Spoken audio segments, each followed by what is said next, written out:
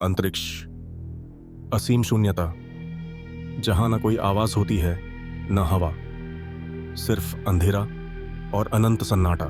Ryan stone, एक medical engineer, अपने पहले स्पेस मिशन पर हैं। उनके साथ हैं मैट कोवाल्स्की, एक अनुभवी अंतरिक्ष यात्री जो अपने आखिरी मिशन पर आए हैं। दोनों स्पेस शटल एक्सप्लोरर से बाहर पृथ्वी के ऊपर 400 किलोमीटर की ऊंचाई पर अंतरिक्ष में तैरते हुए काम कर रहे थे।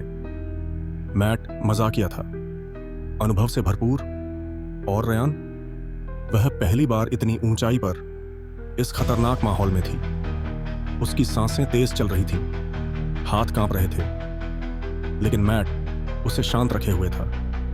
तभी ह्यूस्टन से चेतावनी आती है। रूसी उपग्रह नष्ट कर दिया गया है और उसके मलबे तेजड़ी से उनकी तरफ बढ़ रहे हैं। मैट आदेश देता है, हमें तुरंत शटल के अंदर जाना होगा, लेकिन इससे पहले कि वे कुछ कर पाते, बूम!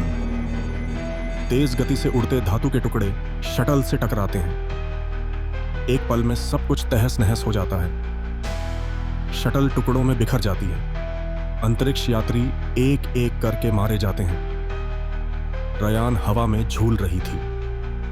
उसके सुरक्षा केबल कट चुके थे।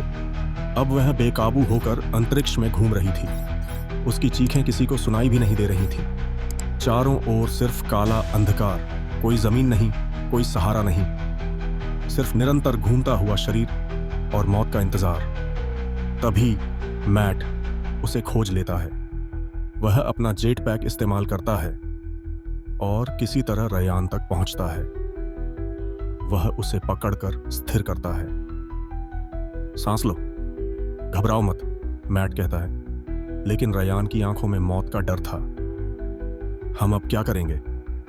मैट ने आसमान में देखा। उनके पास लौटने का कोई रास्ता नहीं था, लेकिन एक उम्मीद थी। पास ही एक अंतरराष्ट्रीय अंतरिक्ष स्टेशन ISS था। चारों ओर अब रयान पूरी तरह अकेली थी। ISS भी बर्बाद हो चुका था, लेकिन उसमें एक सोयुज कैप्सूल था जो उसे पृथ्वी तक ला सकता था। वह किसी तरह अंदर जाती है, लेकिन कैप्सूल का ईंधन खत्म हो चुका था। अब उसके पास कोई रास्ता नहीं था। क्या मैं हार जाऊंगी? वह खुद को छोड़ देने वाली थी। तभी मैट की आवाज उसके कानों में गूंजती है, लड़ो रयान, हार मत मानो। रयान को होश आता है। वह अपनी आखिरी ताकत लगाती है और तियांगोंग, चीनी अंतरिक्ष स्टेशन के पास पहुंचती है।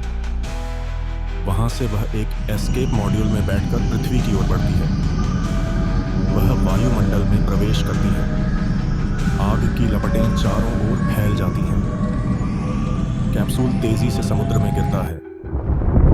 रयान की सांसें बाहर निकलती है और पहली बार अपने पैरों के नीचे धरती की ठंडी मिट्टी महसूस करती है।